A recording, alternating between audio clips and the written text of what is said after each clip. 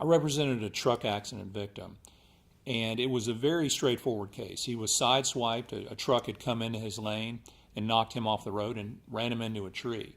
He suffered a very serious back injury for which he had surgery. And in that case, the trucking company still blamed him for the accident. The officer at the scene gave a citation to the truck driver. The truck driver had pulled out a camera from the truck, had started taking pictures of the accident scene, had started investigating witnesses, had tried to get the officer to change his story.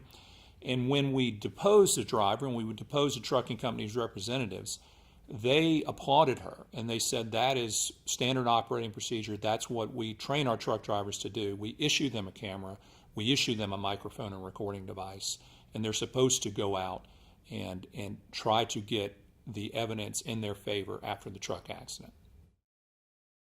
In this case, what we did is we got the dashboard camera from the officer, and the officer now has a microphone on his lapel, and he interviewed the accident victim and interviewed the witnesses, who all said it was the truck driver's fault.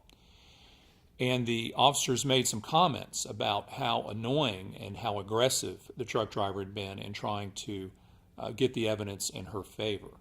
And I think that video was very compelling, not only in counteracting the evidence that the truck driver had compiled, but also in showing just to what lengths the truck company would go to try to manipulate the evidence in their favor. The end result was that we got a substantial settlement for our client. And the settlement was enhanced by the fact that the truck driver looked so disingenuous in trying to cover her tracks in the accident.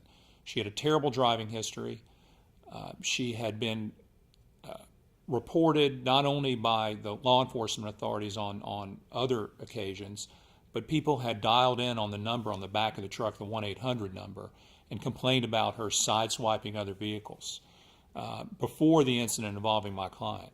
So we were able to bring that evidence to bear and get a very, very substantial settlement.